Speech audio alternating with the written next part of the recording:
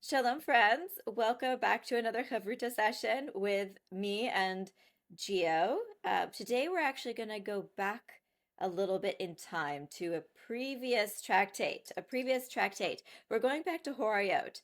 Now, in part, this is because I did not react to this particular daf at the time, and it is a doozy. It's a great one. It is so good. But there's another reason. Gio, what's the other reason? I haven't finished it yet. There's a truth that we should acknowledge about doing Daf Yomi, and that is sometimes life does get in the way. And, people have jobs, people have lives, people have things to do. And there's no shame in that game. There's no wrong time to catch up on some Talmud.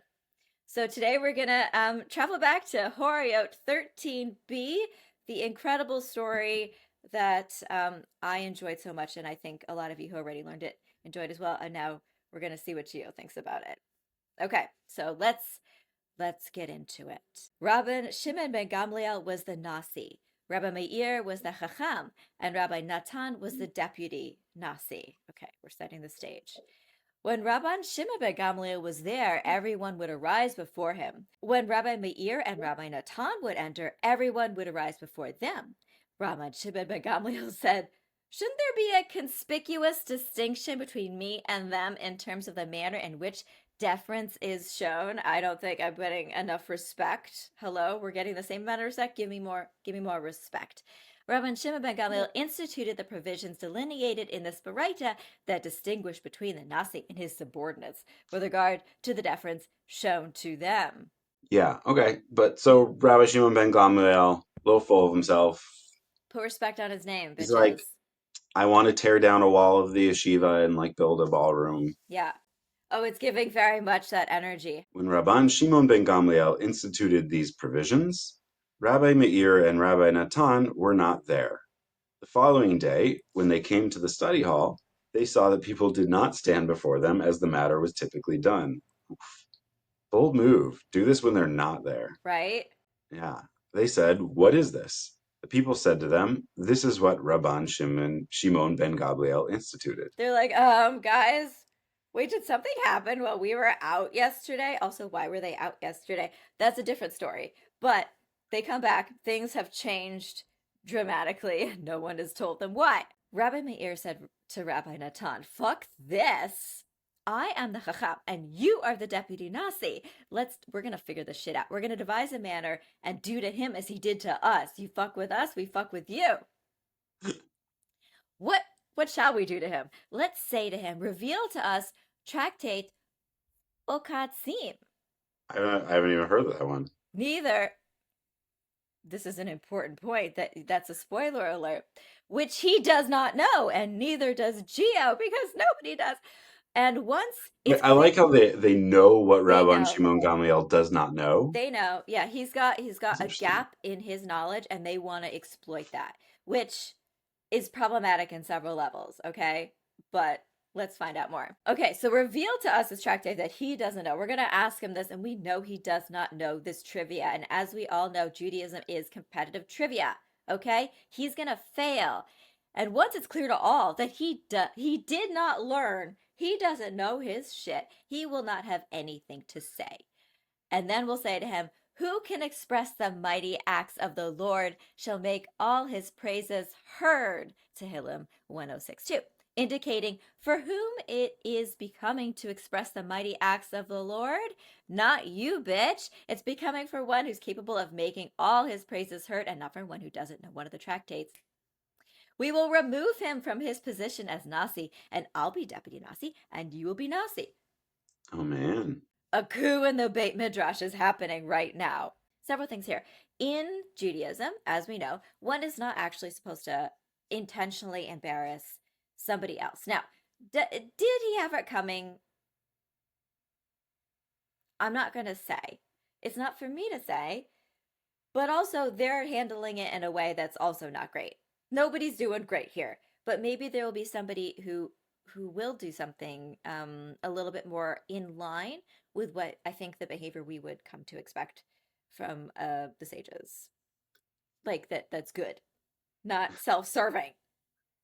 Though we have this perception of like this is what the sages should be, but as you and I both know, like there are so many times where we read something, we're like, oh, this is not how the sages we were taught as children Right. behave, right? It is absolutely how the sages of the Talmud that we know now as adults behave, who can be, because they're human beings, petty and jealous and have human feelings. This is not the way that, we're kind of taught about sages as sort of like these, um, I'm going to use the word, Paragons right, of paragons, good behavior. sainted Yeah. almost on a pedestal where they can do no wrong.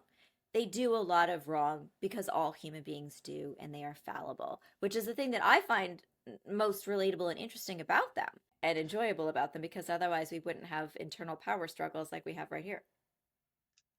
Yeah, it's one of the things, right? It's also one of the things that I love about the Torah, right? Yeah, And the Jewish tradition in general is yeah, we generally speaking, our texts do not put these characters up on a pedestal. Later generations sometimes do in certain circles, but right. the texts themselves are very clear. These are humans who are interacting as humans. Yeah, Let's not pretend that they were saints. I no. mean, come on. We've talked about Jacob before. People who know that Jacob is my least favorite patriarch. I really cannot stand him. And if anyone wants to hear a long rant about why I can't stand him, I could absolutely do that. But, I'll save it for right now because it's not the place.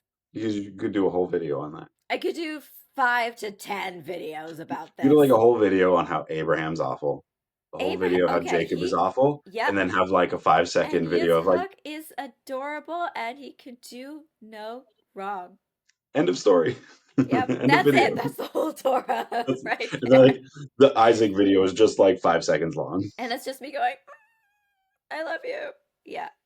You're an angel, and none of this should have happened to you. And I wish there had been therapy when you were alive. You deserve Mm-hmm. so much better. Yeah. Mm. Which, by the way, Isaac being associated in the Kabbalistic tradition with demons plays more to your like of him. Why? Okay, we're going on a little tangent. Why is he associated with demons?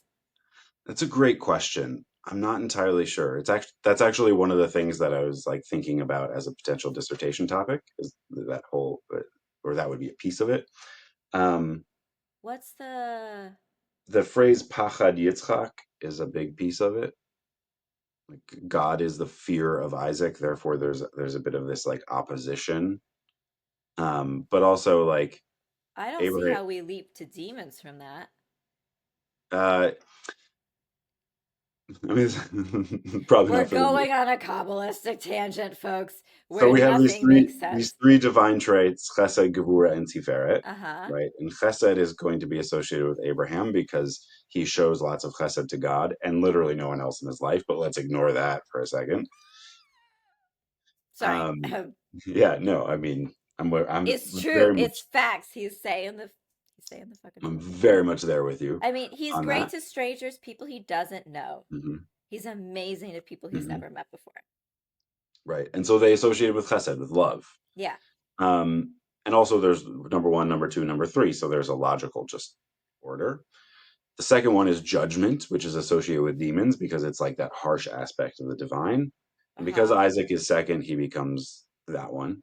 And then Jacob becomes Tiferet, the third one, which is like a balance between Chesed and Gvura.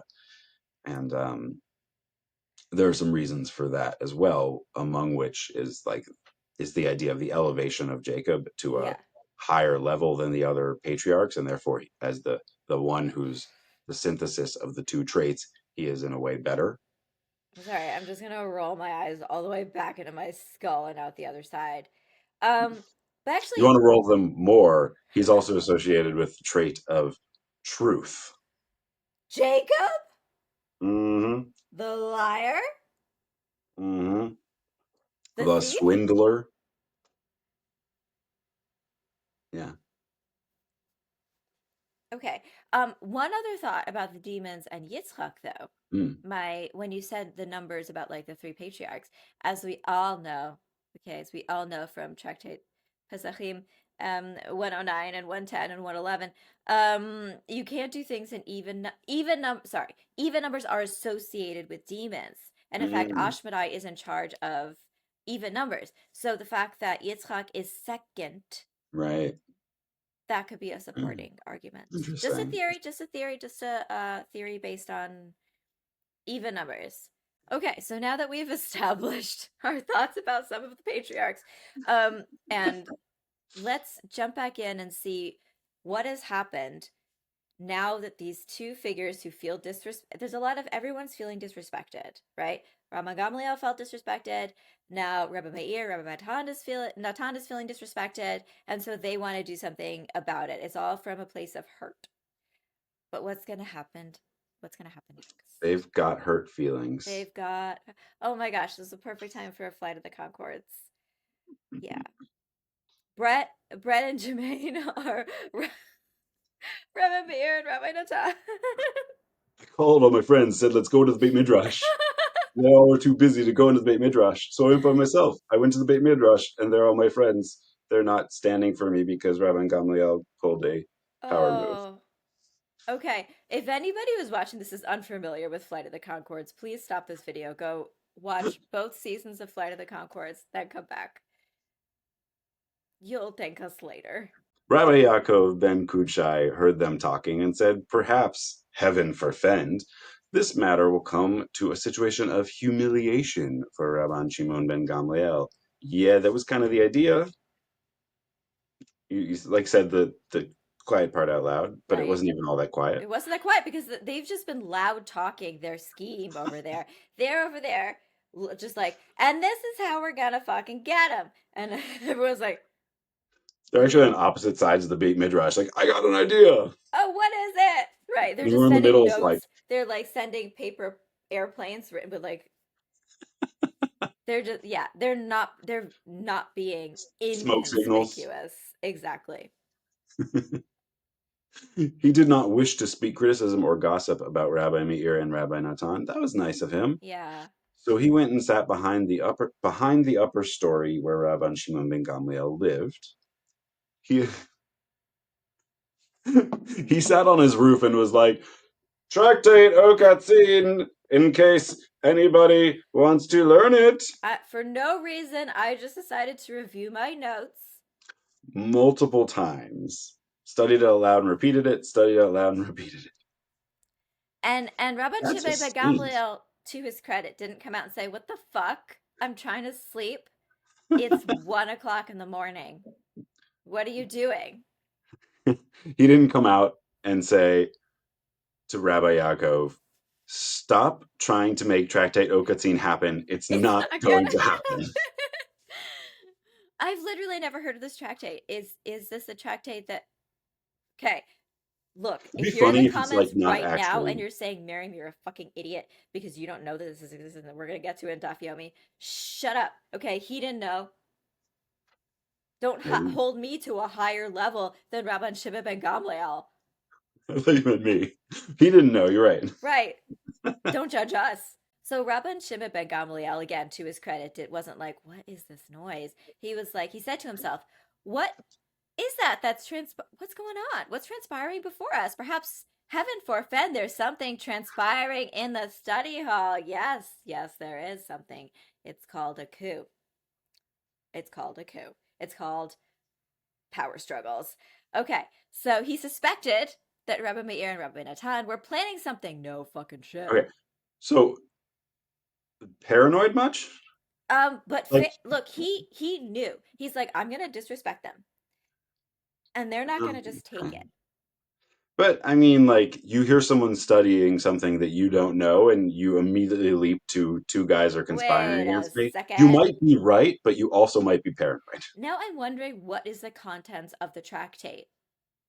Is it like schemes, plots? That'd be really funny. Wouldn't Should that we be do like, a oh shit? oh, maybe it's just a Okay, Mishnah? Mishnah. It's a Mishnah. That- Oh, well, oh, of course it's a Mishnah. So anyway, but yeah. it's brief, so this makes sense why they were able to cover it.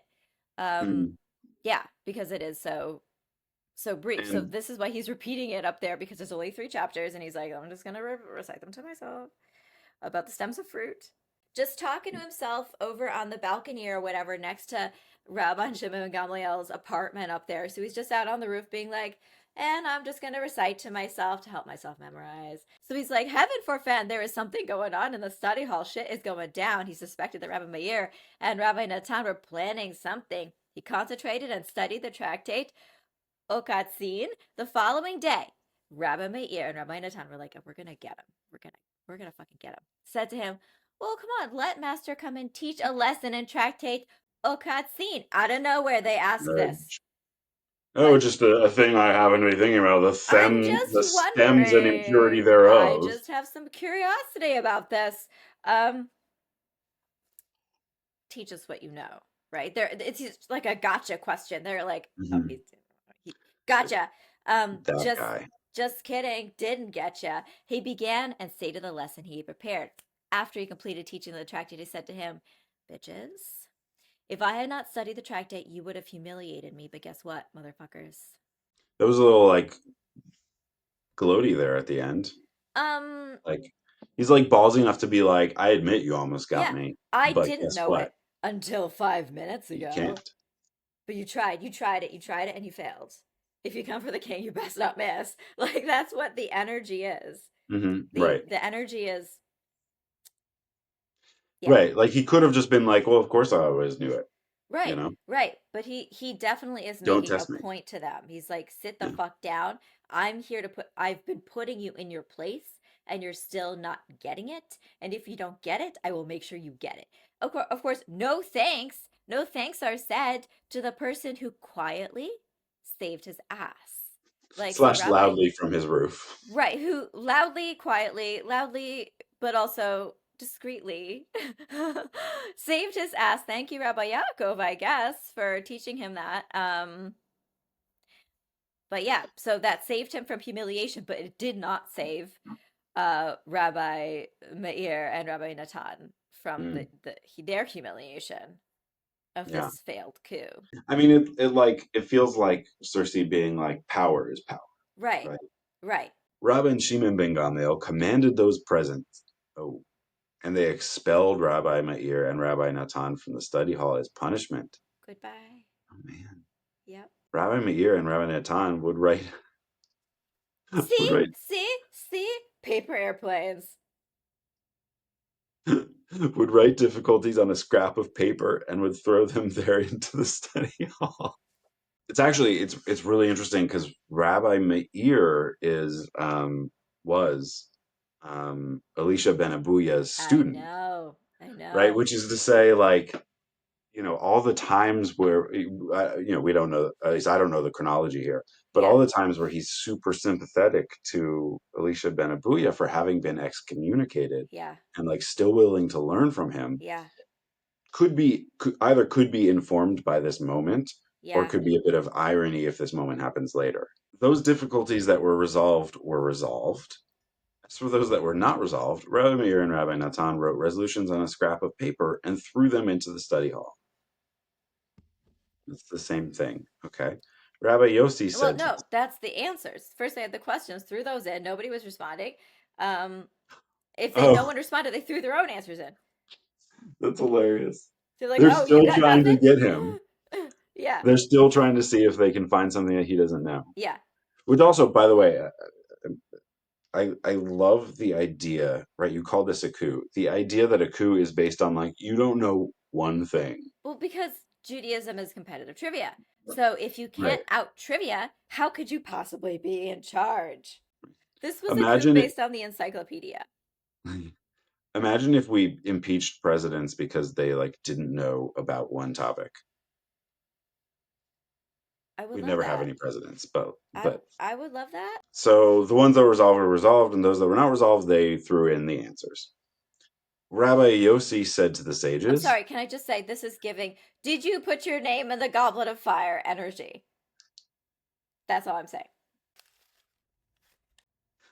Rabbi Yossi said to the sages, how is it that the Torah, embodied in the preeminent Torah scholars, is outside and we are inside? Yes, those guys were rude and they tried to get you, but the truth is that they also, even though they are deeply flawed, hold within them the Torah. They are human beings who carry the Torah inside themselves. So how are we kicking them out? That's beautiful. I mean, I think it's fair for them to just been outside for a little bit. Like, The rabbis probably needed some fresh air and exercise that they weren't getting all the time. right. Maybe it was basically them being like, go touch grass. You guys just need to take like 20 minutes, like chill the Time fuck out. out. You have a time out outside. Come back when you're ready to behave yourselves and stop trying to overthrow the system. Okay? When you're ready to just get back to learning. Rabban Shimon ben Gamliel kind of hears this critique and he Mhm. says to them, okay, let us admit them into the study hall, but okay, they're not completely off the hook, but we will penalize them and that we will not cite halacha in their names. They cited statements of Rabbi Meir and the name of acherim, meaning others. It is a parallel to Elisha ben Avuya, aka acher, the other, even though I do not refer to him as such because I think it's disrespectful. They cited, Which I think we've talked about this before, but I said his name earlier because I know you have that opinion. I actually dafka call him acher as like a badge of honor. Like, oh, it was like, he's the. You better damn believe he's the yeah, other. yeah, You know, the other, not right? a other, the other bitches. Yeah, okay, Like okay. reclaim it, own the name. You know, I hear that. I hear that, and I respect that energy. I respect that energy. I'm still gonna call him Elisha ben Avunia just because they call him Acher, and I don't know what his preference would be. So that's fair, and I respect that opinion. So right. So I think both are fair, and we just want to establish right now that we are Elisha ben Avuya, not apologists, fans, truthers. Truthers. We're truthers. We're Elisha ben Avuya truthers, okay? They cited statements of Rabbi Meir in the name of Acherim, meaning others, and they cited statements of Rabbi Natan in the name of Yesh Omirim, meaning some say. Okay, so they're like, we know in the Talmud it's a big deal to cite who you heard something from. Like if you're the disciple of somebody, you name your teacher. But they're just like, some say, we don't know who it was. Some say it was Rabbi Natan. Some say, who's I to feel like say who it was? we see that all the time. Yeah, some say. So does that mean that every single time that we see some say it's him? Or sometimes it's him, and sometimes it really could be anybody who's saying it? Unclear. Unclear. I think we should just give Rabbi Natan credit for all of them. Okay, fair. Because they didn't tell us who else it could be. Okay. So Rabbi Meir and Rabbi Natan were shown a message in their dreams. This seems a little bit sus because they were not prophets, and usually the way of prophecy is either through vision or dreams. But they were sent a clear message in their dreams from, I guess, God. Who's to say? Who's to say? Go appease Rabban Shimon ben Gamliel. Who wrote this? Hang on. Who wrote this? Go appease Rabbi Shimon ben Gamliel. Rabbi Natan went. Rabbi Meir did not go. Nuh-uh-uh. He said in his heart, matters of dreams are insignificant. I don't give a shit what I dreamt. This is like, if you have a dream that your partner's cheating on you or something, like, do you do something about it or is it just a dream? So Rabbi Meir is like, this is just a dream. I don't have I to do had that. anything. I had like the exact same thought because as you were saying right before you said that, I was thinking of like a time an ex got like really mad at me because I like cheated on her in a dream, and I was like, How but not dare in you? real life. Like I Right, wouldn't. this is not actually happening. Yeah, but I get it. Like sometimes there's a dream and you wake up and you still have that mood and it Right, carries but over it's into reality. okay. Okay, And you shouldn't punish dreams someone are for it. 1/60th of prophecy. So there was 1/60th I chance won that you were 60th gonna treated. cheat on her. I looked at someone? Is that what that means? Yeah, pretty much. It's like the I yes, spoke to a you woman. spoke to a woman. Oh my God. Okay. Rabbi Meir did not go. He said in his heart, matters of dreams are insignificant. When Rabbi Natan went, Rabbi Shimon ben Gamliel said to him, although the ornate belt, i.e., the importance of your father, was effective in enabling you to become deputy Nasi, as Rabbi Natan's father was the Babylonian exilarch, will it render you Nasi as well? Okay, so Rabbi Natan, because he felt bad because of a dream, He felt he needed to do some teshuva, right? He goes to Rabban Shimon ben Gamliel, and Rabban Shimon ben Gamliel decides to take this opportunity to diss him for, this is a diss. He's saying just because your daddy was somebody important, little Nepo baby, doesn't mean you're going to get to be Nasi as well. And this is ironic because Rabban Shimon ben Gamliel's family was full of Nepo babies. So it's a little bit ironic here. This did not just end that day. The ripple effect of this moment and Beit Midrash drama continued for years. This is like really big news in Talmudic circles. Oh my God! Everyone was gossiping about it, even though they shouldn't be. It was like, did you hear what went down to the Beit Midrash today? This was yeah, hot goss. Years later, Rabbi Yehuda Hanasi taught Rabban Shimon his son that Acharim say, if it was considered a substitute, it would not be sacrificed. Rabbi Yehuda Hanasi's son said to him, who are these sages whose water we drink, but whose names we do not mention? After all, one who quotes their sources saves the world. Rabbi Yehuda Nasi said to him, they are people who sought to abolish your honor and the honor of your father's house. The North remembers.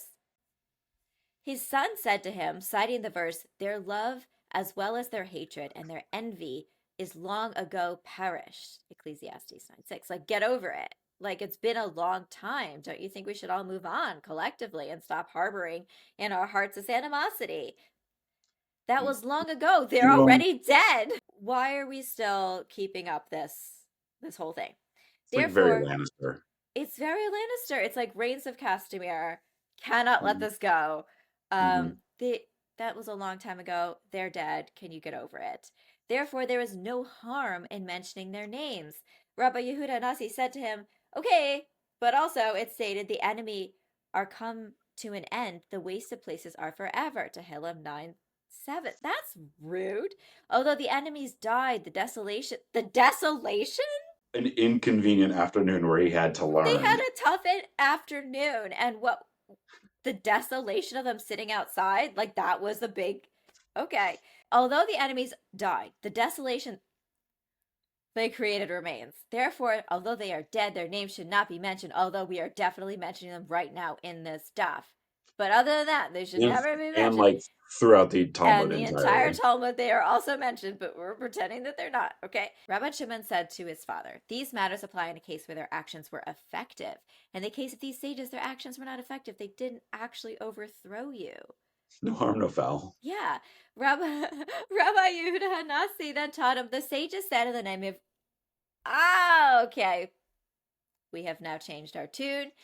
The sages said in the name of Rabbi Meir, if it was considered a substitute, it would not be sacrificed. Rava said, even Rabbi Yehuda Nasi, who is humble, I think that's debatable, taught, the sages said in the name of Rabbi Meir, but he did not say directly, Rabbi Meir said.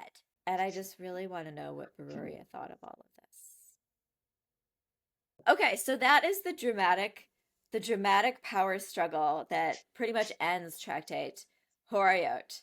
And what a dramatic incident it was, I guess. No blood was shed. We're saving that all for our current tractate. Right. The tractate that Geo is about to get into and really hasn't gotten into yet, but we're in, those of us who have kept up with Daf Yomi. Hey, I've done two Dafim of it with you. I know. But it's chock full of blood. So I guess that makes up for the bloodless coup, attempted coup that this was. And I guess we give them credit for it being a bloodless coup. Yeah. What do we learn from this? Maybe instead of instituting policies where people are out that day that it directly pertains to, have a conversation with them. This fight could have been a conversation.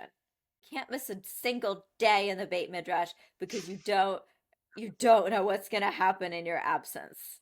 Look, if I had the power to kick people out of things, I would be doing that every goddamn day.